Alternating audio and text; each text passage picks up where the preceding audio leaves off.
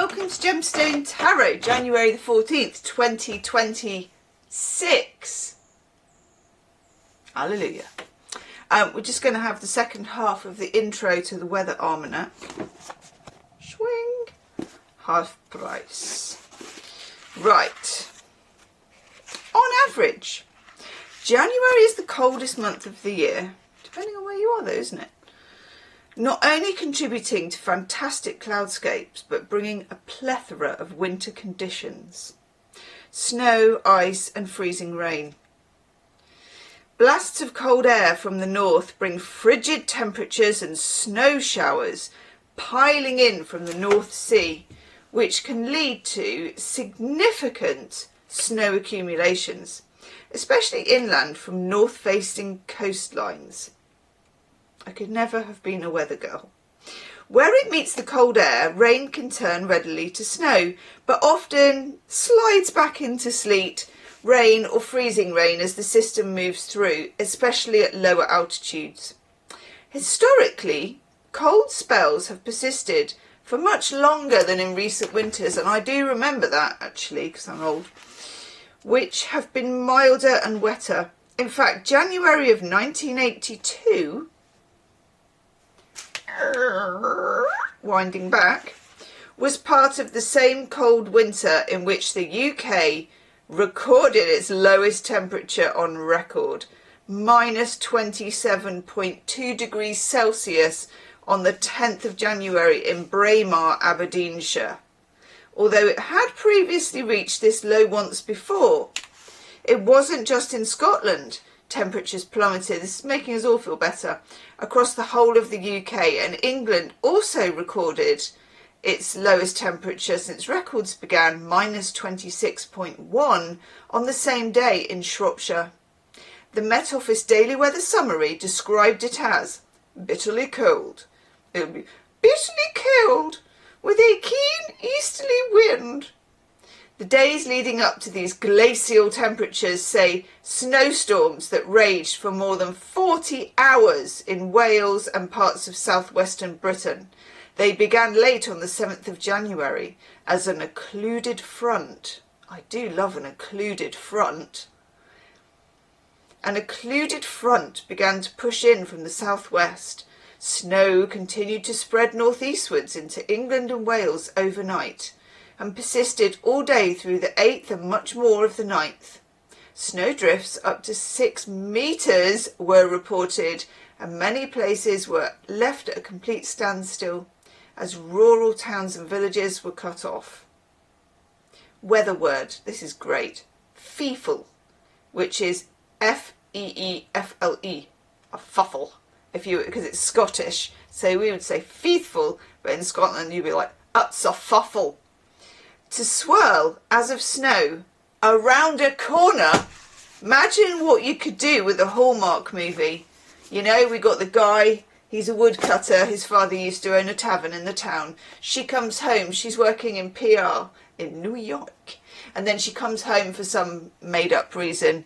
She's got a cup of coffee, he's coming round the corner, he's probably been chopping some wood, he's got filthy jeans and a lumberjack shirt on, you know, stuff like that, bit of messed up putty hair. She's coming round the corner, he's coming round the corner, and a feefle, a fuffle, is coming round the corner as well. Shh, shh, bang.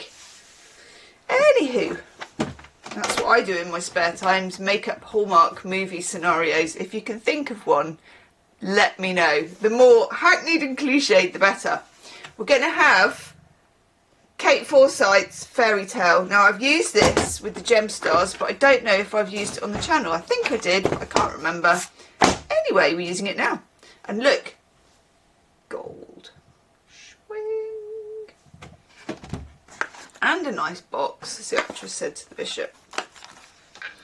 Okay, I probably will need the book again because we're going through my more complicated decks. So this is an oracle, not a tarot, and it's going to be that one straight off. Ooh! Yeah, I think I have done one before here. Ooh, I like that too. Oh. That one's a bit tricky. Okay. This one I'm going to have to do that. So we've got Bog 19, the Little Mermaid, but also it comes up with Dagger, also from the Little Mermaid. Okay, so we got Bog and we got Dagger. Let's deal with that first before we go for the low-hanging fruit, which should give you a clue as to what the third one was. We should have just stopped at 2 really, but there we are. 2. I had a little book of the Little Mermaid. God, I loved it. Right, here we are.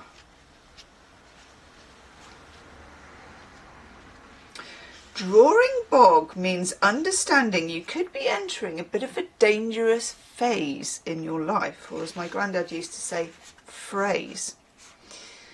But if you proceed with courage and caution, you can win your heart's desire. Stick at it, people. Know that you will be changed and that the cost for that transformation could be high. As it is, spiritual growth is a biatch, and we know that.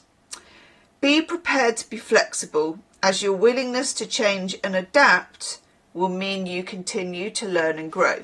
Okay, we got the omelette, we got to break the eggs, it's that kind of thing.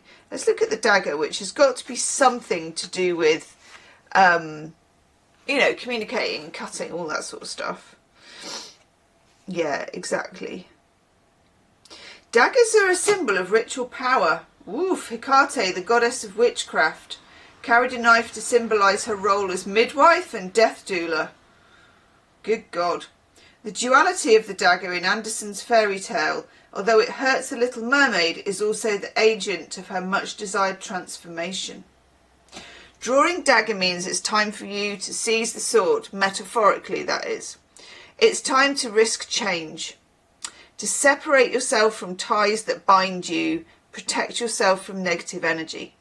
The cutting of a cord is painful, but that's the price you pay to be transformed. So it's the same as this threshold one of the Bog. And then look out for this, I think, because this needs to be a warning card, because we have a woman about to chow down on an apple, okay? We all know this. Women and apples. Okay. There it is. Oof. Oof. So this is from Snow White, obviously. The other one was the Little Mermaid. Of all fruits, apples have the deepest meaning symbolically. In ancient Greek myth, the mother goddess Gaia gives an apple tree as a wedding present to Zeus, king of the gods. She started it, did she? And his wife Hera. Anyone who eats the golden apples is healed of illness and becomes immortal. Also thought to be the forbidden fruit of Eden, plucked by Eve, of course, shared with Adam, leading to their expulsion. Although the disobedient eating of the fruit of knowledge brought death to the world, it makes Adam and Eve aware of their godlike power to create new life. In Celtic mythology, it symbolises knowledge and wisdom. And if you cut it in half, the pips form a 5-pointed star or pentagram, which reflects the 5 elements of air, water, fire, earth and spirit. That's nice. Drawing apple means you might be presented with a dilemma. Biting the apple means losing your innocence, but also gaining knowledge of life. There is risk involved, disillusionment, heartbreak, loss. Yet the purpose of life is to live fully and intensely, tasting all that life has to offer. The apple shows you that you are ready for some kind of new knowledge, whether of your body or spirit. Or all of the above. By gum. They get up to a lot in those fairy tales, don't they? They cover a lot of the kind of, I don't know, like all the things that it takes to be a human. All the motivations, all the actions and the consequences. I like that though. It's a bit of a sort of, as Del Boy says in Only Fools and Horses, he who dares wins, Rodders. He who dares wins. There's a bit of fortune favouring the brave in there, isn't there, as well? Anyhow, Let me know your thoughts in the comment section as ever, and I will see you tomorrow. Namaste.